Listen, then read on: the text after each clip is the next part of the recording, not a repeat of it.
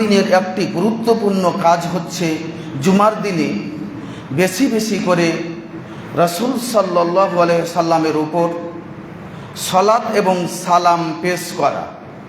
এই ব্যাপারে একাধিক হাদিস বর্ণিত হয়েছে। আউস ইবনে আউস রাদিয়াল্লাহু তাআলা আনহু বলেন, রাসূল সাল্লাল্লাহু আলাইহি ওয়াসাল্লাম বলেছেন, ইন্না মিন আফজালি আইয়ামিকুম ইয়াউমাল জুমআ, নিশ্চয় দিন সমূহের মধ্যে সবচেয়ে গুরুত্বপূর্ণ দিন হচ্ছে জুমার দিন। এরপরে রাসূল সাল্লাল্লাহু আলাইহি সাল্লাম বলেন, খলিকা ফিহি আদম, এই জুমার দিনে আদম আলাইহিস সালামকে সৃষ্টি করা হয়েছে। ওয়া ফিহি কুবিদা, এবং জুমার দিনে আদম আলাইহিস সালামের মৃত্যু ঘটানো হয়েছে। ওয়া ফিহিন নাফকা, এই জুমার দিনেই বাঁশিতে ফু দেওয়া হবে। ওয়া ফিহি সাকা, এবং এই জুমার দিনেই কিয়ামতের একটি বিকট শব্দ এই জুমার দিনেই ঘটবে। এরপরে রাসূল সাল্লাল্লাহু আলাইহি সাল্লাম বলেন, ফাকসিরু আলাইয়া মিনাস সালাতি ফি, অতএব তোমরা আমার উপর বেশি বেশি করে সালাত পেশ করো। ক্বালু ইয়া রাসূলুল্লাহ ওয়া কাইফা তুরাজু সালাতুনা আলাইকা, সাহাবীগণ জিজ্ঞাসা করলেন, হে আল্লাহ রসুল, আপনার উপর আমরা কিভাবে সালাত পাঠ করতে পারি? ওয়াকাদ আরিমতা এই ইয়াকুলুনা কাদ বালিতা, আপনি তো মৃত্যুবরণ করবেন, অর্থাৎ মৃত্যুবরণ করার পরে আপনি মাটির সঙ্গে মিশে যাবেন, তাহলে আমরা কিভাবে আপনার উপর সালাত পেশ করব? আল্লাহ রসুল বললেন, ইন্নাল্লাহা আযজা ওয়া জাল্লা কাদ হাররামা আলাল আরদি আন তাকুলা আজসাদাল আম্বিয়া, নিশ্চয় আল্লাহ তাআলা সমস্ত নবী রাসূল মৃত্যুবরণ করার পরে তাদের দেহকে মাটিতে খেয়ে ফেলবেন, এটা আল্লাহ তাআলা হারাম করে দিয়েছেন। এ হাদিস নাসাই 1374 নম্বরে পাবেন, আবু দাউদ 1047-এ পাবেন। আমরা বলছিলাম এই হাদিসে রাসূল সাল্লাল্লাহু আলাইহি সাল্লাম বলছেন যে জুমার দিনে তোমরা বেশি বেশি করে সালাত পাঠ করো, অর্থাৎ দুরুদে ইব্রাহিম, যেটা আমরা সালাত জানি সেটা হচ্ছে দুরুদে ইব্রাহিম অথবা সংক্ষিপ্ত দুরুদ সাল্লাল্লাহু আলাইহি ওয়াসাল্লাম। এইভাবে আমরাকে জুমার দিনে বেশি বেশি করে পাঠ করতে হবে।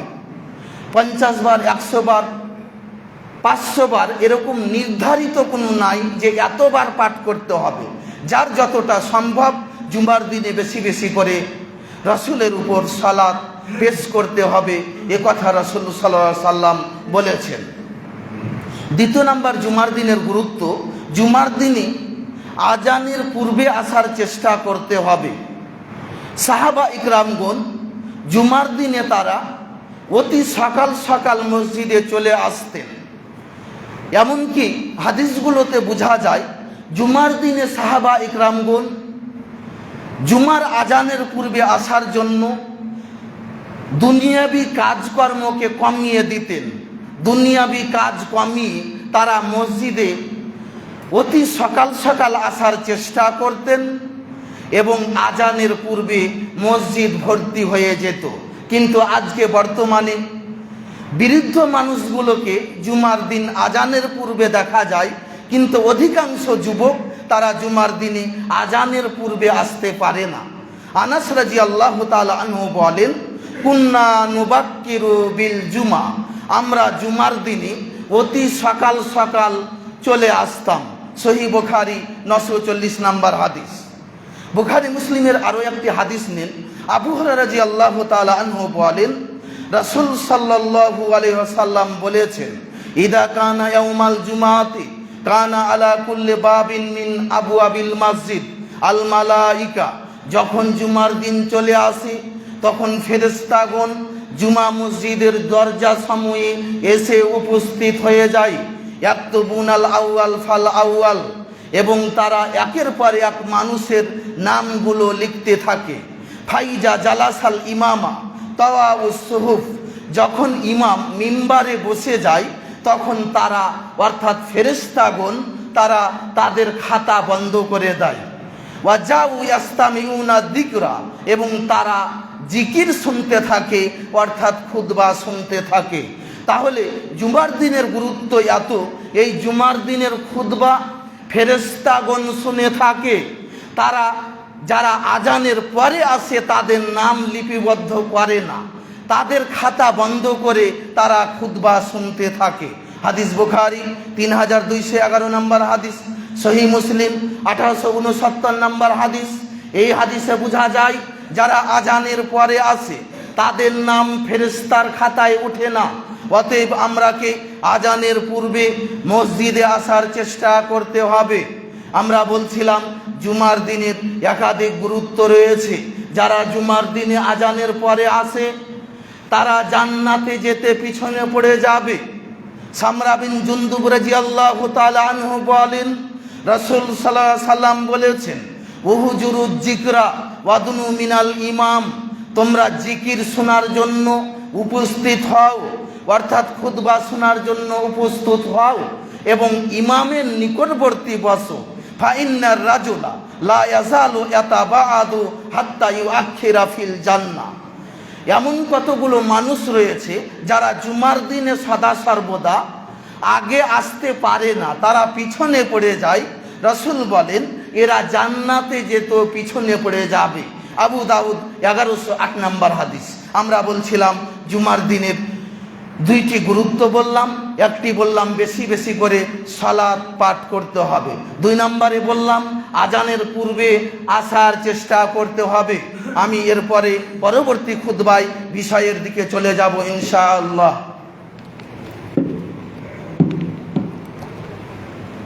আলহামদুলিল্লাহি ওয়াহদা ওয়াসসালাতু ওয়াসসালামু আলা মান লা নাবিয়্যা বাদা।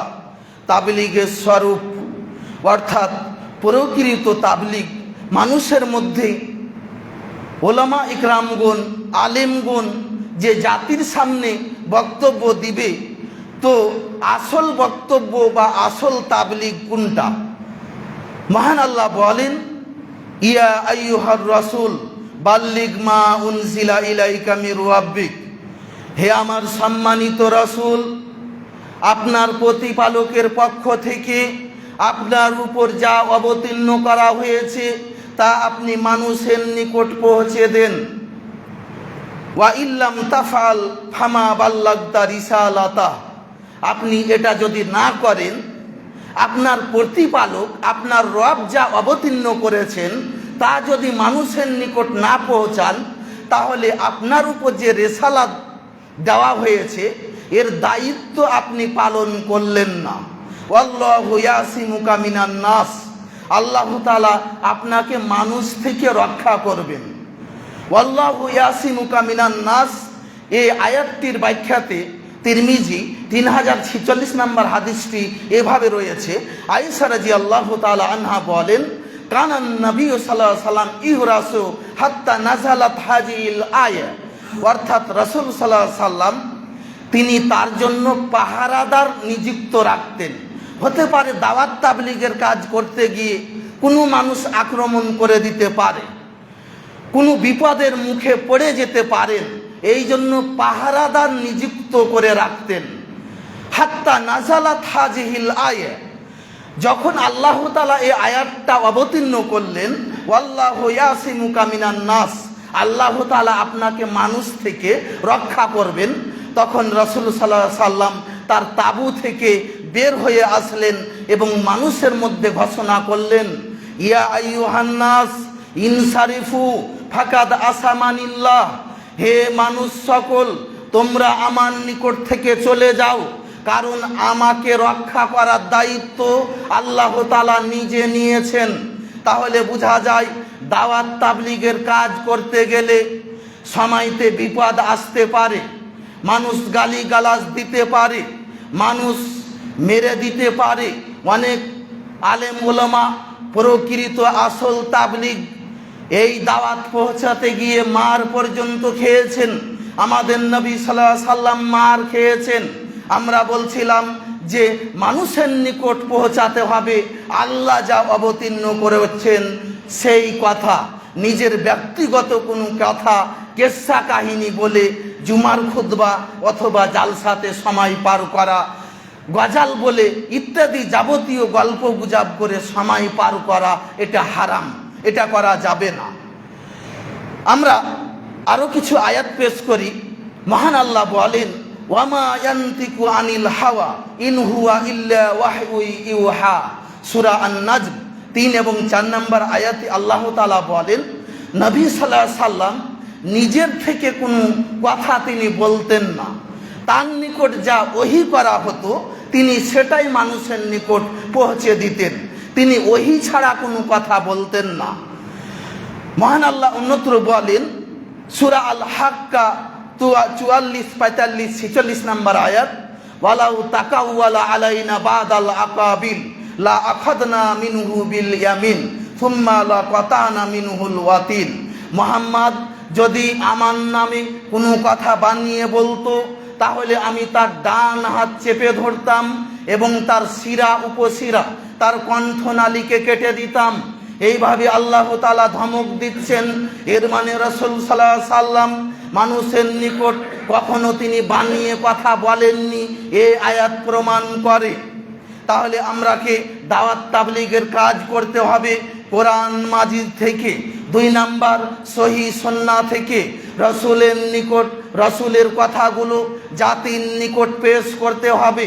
আব্দুল্লাহ ইবনে আমর রাদিয়াল্লাহু তাআলা আনহু বলেন, রাসূল সাল্লাল্লাহু আলাইহি সাল্লাম বলেছেন, বাল্লিগু আন্নি ওয়ালাউ আয়া, তোমরা আমার পক্ষ থেকে পৌঁছে দাও, যদিও একটি আয়াত হয়, যদিও একটি বাক্য হয়। তাহলে একটি আয়াত হলেও, একটি বাক্য হলেও রাসূলের নিকট থেকে পৌঁছাতে হবে। আমরা আয়াত থেকে জানলাম সূরা মাইদা 67 নম্বর আয়াতে যে আল্লাহ তাআলা বলেছেন মানুষের নিকট পৌঁছাতে হবে আল্লাহ যা অবতীর্ণ করেছেন। 2 নাম্বার, রাসূল তার মুখ দিয়ে যা বলেছেন সেগুলো হচ্ছে সহিহ হাদিস। এই হাদিসে এটাই বোঝা যাচ্ছে। হাদিস সহিহ বুখারী 3461 নম্বর হাদিস। প্রথম অংশে রাসূল বলেন যে আমার নিকট থেকে অন্য মানুষের নিকট পৌঁছে দাও, যদিও একটি বাক্য হয়। 2 নম্বরে বলেন, ওয়া হাদিসু আন বানি ইসরাইল ওয়ালাউ হারাজ, এবং বানি ইসরাইলের কাহিনী বলো, বানি ইসরাইলের ঘটনাবলী বর্ণনা করো, এতে কোনো সমস্যা নাই, এতে কোনো দোষ নাই। এরপর 3 নম্বরে বলেন, ওয়ামান কাযাবা আলাইয়া মুতাআম্মিদান ফালিয়াতাবাওয়া মাকাদাহু মিনান নার। 3 নম্বরে বলেন যে তোমরা যদি আমার নামে এমন কোনো কথা বলো ইচ্ছাকৃতভাবে, যে কথা আমি মুহাম্মদ সাল্লাল্লাহু আলাইহি সাল্লাম বলিনি, তার থাকার জায়গা জাহান্নাম। তাহলে আমরা এই হাদিসে 3টি অংশ, 3টি জিনিস জানতে পারলাম। 1 নাম্বার, রাসূলের নিকট থেকে পৌঁছাতে হবে। 2 নাম্বার, বানি ইসরাইলের কাহিনী বলা যায়। 3 নাম্বারে যদি কেউ ইচ্ছাকৃতভাবে রাসূলের নামে কোনো কথা চালিয়ে দেয়, এ কথা রাসূল বলেছেন, তাহলে তার থাকার জায়গা জাহান্নাম। বানি ইসরাইলের কাহিনী বলা যায়, তবে কাহিনীগুলো সত্য হতে হবে, মিথ্যা কাহিনী বলা যাবে না। মিথ্যা কাহিনী বললে তার থাকার জায়গা জাহান্নাম হবে।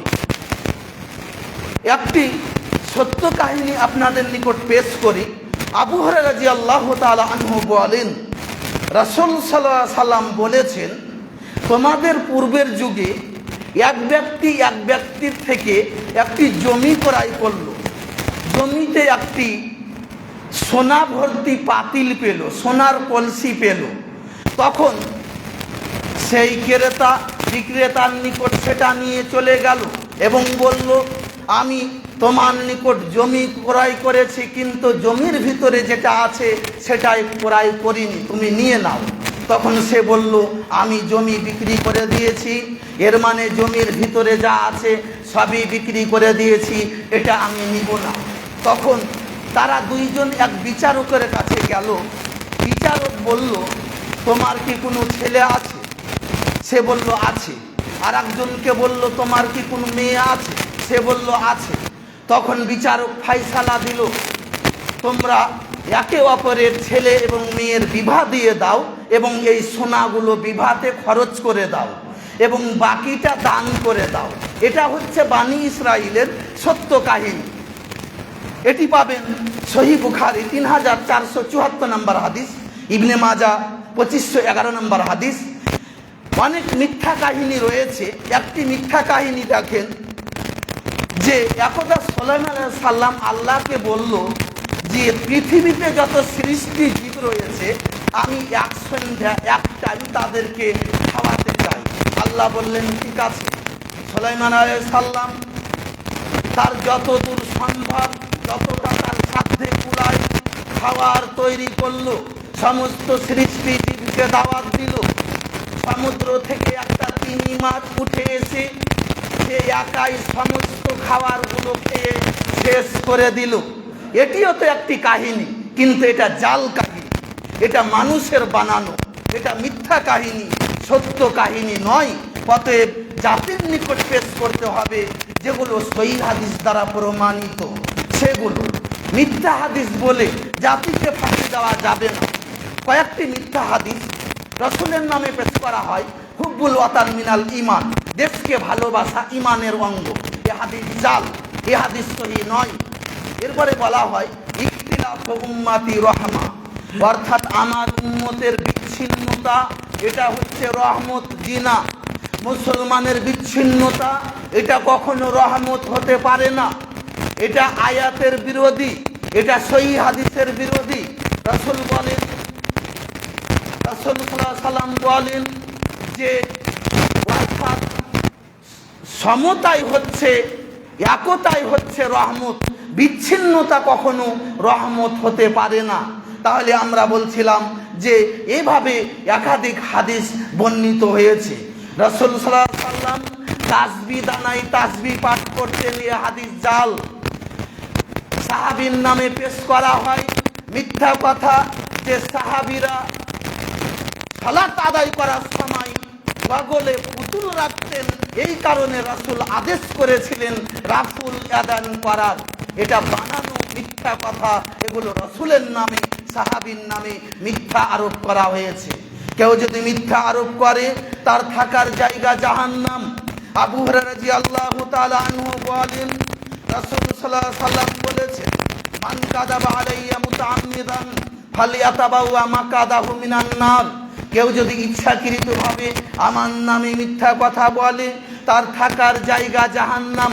হাদিস সহিহ বুখারী 110 নম্বর হাদিস, সহিহ বুখারী 106 নম্বর হাদিসটি এইভাবে রয়েছে। আলী রাদিয়াল্লাহু তাআলা আনহু বলেন, রাসূল সাল্লাল্লাহু আলাইহি সাল্লাম বলেছেন, লা তাকজিবু আলাইয়া, তোমরা আমার উপর মিথ্যা আরোপ করো না।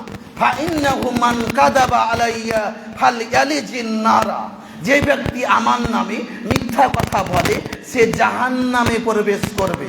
তাহলে আমরা বলছিলাম যে জাতির নিকট দাওয়াত তাবলীগের কাজ করতে হবে সহিহ হাদিস এবং কোরআন মাজিদ দ্বারা হবে, সেগুলো যেন সহিহ হাদিস এবং কোরআন মাজিদ থেকে প্রমাণিত হয়। কারণ যে রাসূল সাল্লাল্লাহু আলাইহি সাল্লাম তিনি দলিল ছাড়া কথা বলতেন না।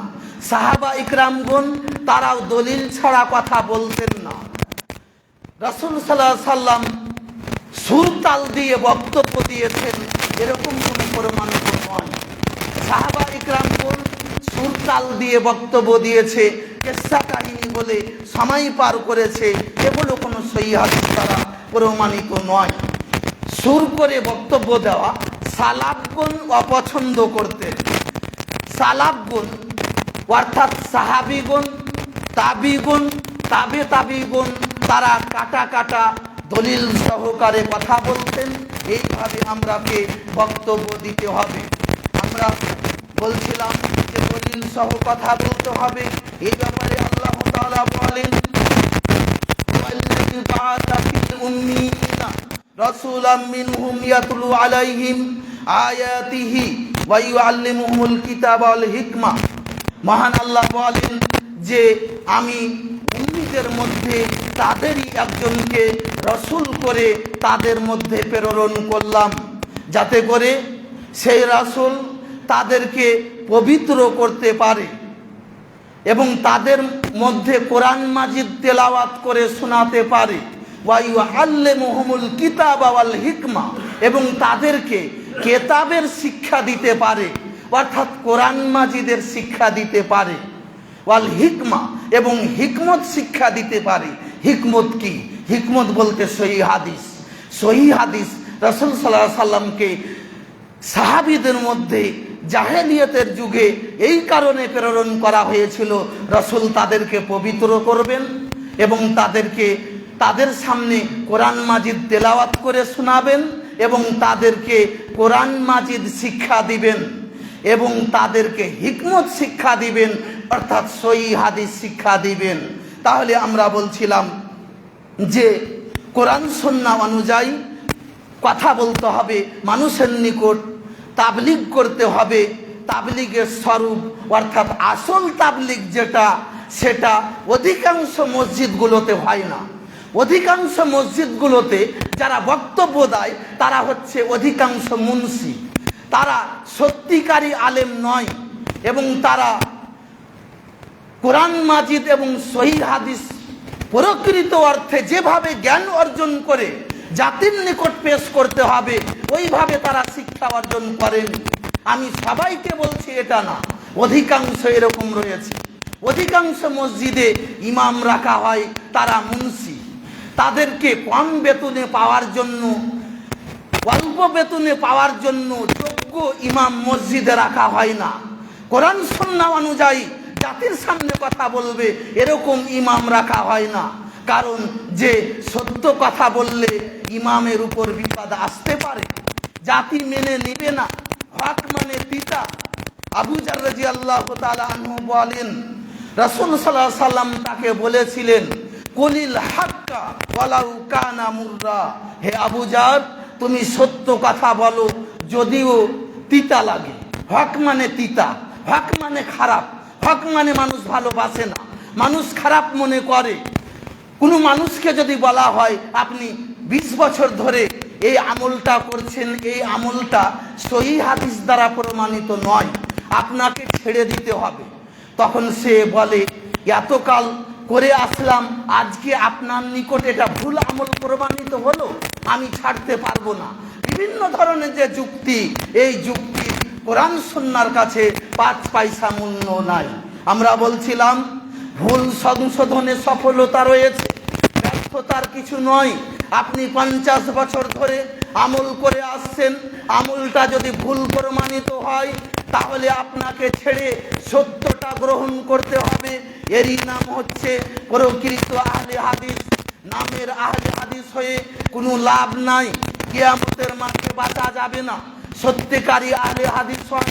আমরা যদি পাওয়ার চেষ্টা করি, এক শ্রেণীর হুজুর রয়েছে, এক শ্রেণীর আলেম রয়েছে, তারা জাতিকে বিভ্রান্ত করছে, তারা জাতিকে ভুল বক্তব্য দিয়ে জাহান্নামের দিকে নিয়ে যাচ্ছে। এ হাদিস বলেই আমি বক্তব্য শেষ করব। সাওবান রাদিয়াল্লাহু তাআলা আনহু বলেন, রাসূল সাল্লাল্লাহু আলাইহি সাল্লাম বলেছেন, ইন্না মিম্মা আতাখাওয়াফু আলা উম্মতি আইম্মাতান মুজিল্লিন, আমি আমার জীবনে 3টি বড় ভয় করি। আল্লাহ রসুল বলছেন 1450 বছর পূর্বে বলে গেছে, আমি আমার জীবনে 3টি বড় ভয় করি। তার ভিতরে একটি হচ্ছে ভ্রান্ত হুজুর, ভ্রান্ত আলেম ওলামা, যারা নিজেই হবে ভ্রান্ত, যারা নিজেই পথভ্রষ্ট, জাতিকে তারা পথভ্রষ্টতার দিকে নিয়ে যাবে। এরকম অনেক হুজুর সমাজে দেখা যায়। হুজুর সাহেব গুল করছে, সেই আলেম গুল করছে, জর্দা দিয়ে পান খাচ্ছে আর বলছে জর্দা মাকরু, বলছে গুল মাকরু। জি না, এই হুজুর শরীয়ত বিকৃতি করছে, কথাই ঠিক। এইভাবে রাসূল সাল্লাল্লাহু আলাইহি সাল্লাম বলেন, জাবের রাদিয়াল্লাহু তাআলা আনহু বলেন, রাসূল সাল্লাল্লাহু আলাইহি সাল্লাম বলেছেন, মা আসকারা কাতিরুহু ফাকালিলুহু হারামুন, যেই জিনিসের বেশি খাওয়াটা নিশা হয় তার অল্প পরিমাণও হারাম। তাহলে আপনি হুজুর সাহেব বলছেন জর্দা দিয়ে পান খাচ্ছেন, তার জন্য বলছেন জর্দা মাকরু। যে জীবনে জর্দা খায়নি তাকে খাওয়ান, সে বেহুশ হয়ে পড়ে যাবে। যে জীবনে গুল করেনি তাকে গুল করান, সে বেহুশ হয়ে পড়ে যাবে। আপনার নিশা করে করে অভ্যাস হয়ে গেছে, তার কারণে আপনার আর নিশা হয় না, আপনার মাথা ঘুরে না। এই কারণে আপনি শরীয়তকে বিকৃত করে বলবেন মাকরু। মাকরু মানে খারাপ। হুজুর মাকরু খায়, আবার বলছে মাকরু খারাপ। জি না, এগুলো সবই হারাম। আমরা বলছিলাম রাসূল জীবনে তিনটি বড় ভয় করেছেন। একটি হচ্ছে ভ্রান্ত হুজুর, ভ্রান্ত আলেম ওলামা, যারা জাতিকে, যারা মুসলমানকে নষ্ট করে দিবে, পথভ্রষ্ট করে দিবে। আমরা বলছিলাম সময় শেষ হয়ে গেছে, আমরা বিষয়টি বুঝার পরে আমল করার চেষ্টা করি। আমি আর কথা বাড়াচ্ছি না।